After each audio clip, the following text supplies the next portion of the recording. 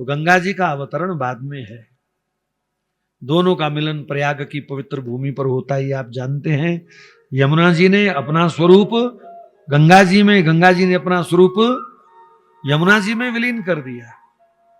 अब यमुना जी ने सोचा कि कोई भागता हुआ मेरे पास आया है। अब प्रयाग जाके कभी देखना, यमुना जी की धारा बिल्कुल शांत है और गंगा जी की धारा तेज बहती हुई आ रही है। इसका क्या अर्थ हुआ कि एक आदमी तो घर में खड़ा है, उससे मिलने जो आ रहा है वो भागता हुआ आ रहा है। तो वो तो पहले ही खड़ा था, यमुना जी पहले थी, गंगा जी भागती हुई गई हैं।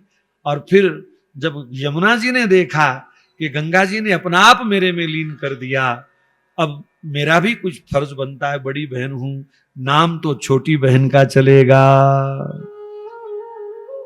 तो वहां यमुना जी ने अपना नाम समाप्त कर दिया। आगे क्या निकला? आगे कौन गया? गंगा जी आगे गई। लेकिन गंगा जी ने भी यमुना जी का मान रखा। बोले आपने नाम मुझे दे दिया और मेरा भी प्रण है, स्वरूप आपका रहेगा। यमुना जी का स्वरूप थोड़ा सांवला है, प्रयाग के बाद गंगा जी का स्वरूप भी सांवला हो जाता है। इसका बहुत बड़ा प्रमाण है। वल्लभाचार्य जी ने काशी में, वल्लभाचार्य जी महाराज ने काशी में अपने शरीर का उत्सर्ग किया। अब आप जानते हैं वल्लभ कुल में तो यमुना जी ही सर्वस्व हैं। वल्लभ विठल गिरधारी यमुना जी की बलिहारी, तो उनका तो सर्वस्व श्री यमुना जी हैं। तो उस महापुरुष को गंगा जी में यमुना जी का स्वरूप दिखाई दिया, डुबकी लगाई, छुट्टी। महापुरुषों के चरित्र से ये सब बातें प्रमाणित तो होती हैं। तो मैं निवेदन कर रहा था, कपिल ऋषि ने गंगा का आवाहन करने की बात कही, लेकिन ये कोई आसान काम नहीं था। अंशुमान ने घोर तप किया पर गंगा जी को वो प्रकट नहीं कर पाए। संतों का कहना है कि लगभग 10,000 वर्ष तप किया।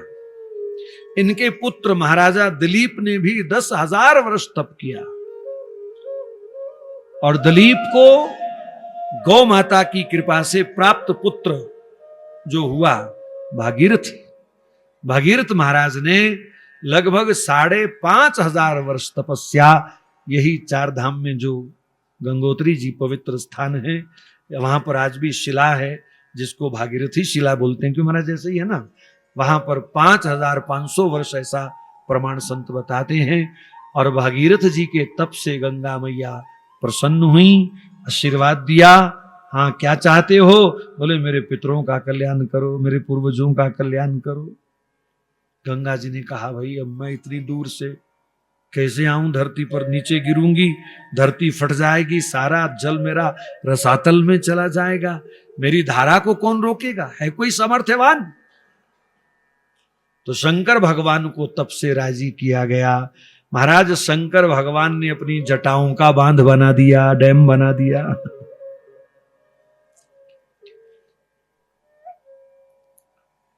देखो नदियों की धारा को पेड़ रोकते हैं।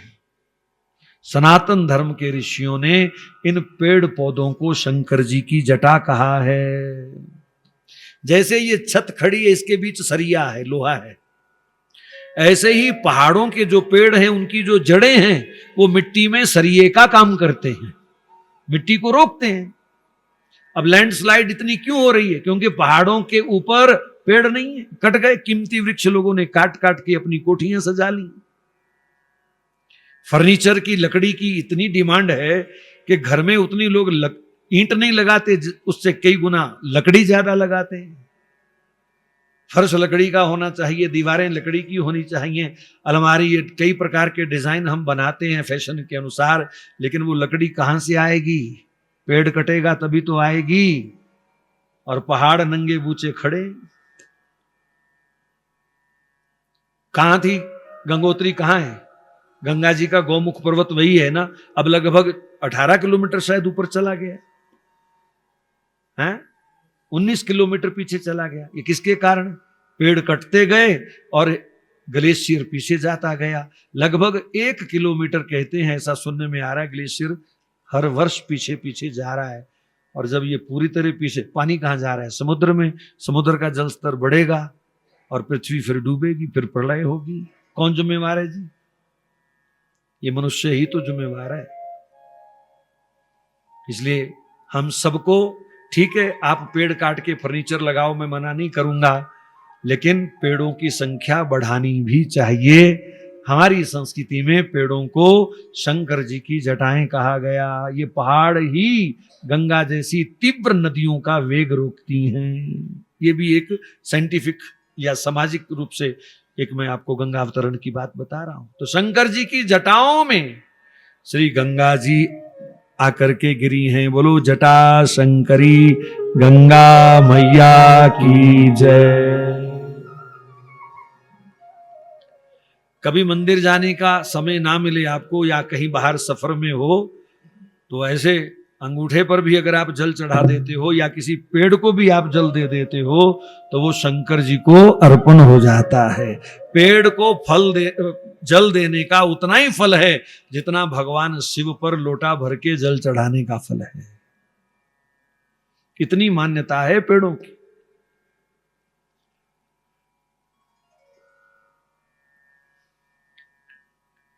तो श्री सुखदेव जी महाराज वर्णन कर रहे हैं, भागीरथ का ये तप सफल हुआ। गंगोत्री से उत्तरकाशी, ऋषिकेश, हरिद्वार, प्रयागराज, वाराणसी, सब तीर्थों को लगभग 2400 किलोमीटर गंगा जी का सफर तय हुआ। और गंगा सागर में जाकर के और सगर जी के 60,000 पुत्रों की भस्म को जब गंगा जल का स्पर्श मिला तो सबकी मुक्ति हो गई। बोलो गंगा मैया की जय। एक सांप गंगा जी में जल पी रहा था। सांप, एक गरुड़ पक्षी की नजर पड़ी सांप पर, और पीछे से जाके उसने, गरुड़ ने सांप की गर्दन पकड़ ली, सांप मर गया। लेकिन गंगा जल पी रहा था। उसका फल क्या हुआ? सांप एकदम चतुर्भुज नारायण रूप हो गया और गरुड़ की पीठ पे बैठ गया। कहा चलो वैकुंठ छोड़ के आओ हमको। इतनी महिमा है गंगा जी की भैया। ये नदी नहीं है, ठाकुर जी का चरणामृत है। ये ठाकुर जी की विशेष विशेष कृपा धरती पर बह रही है।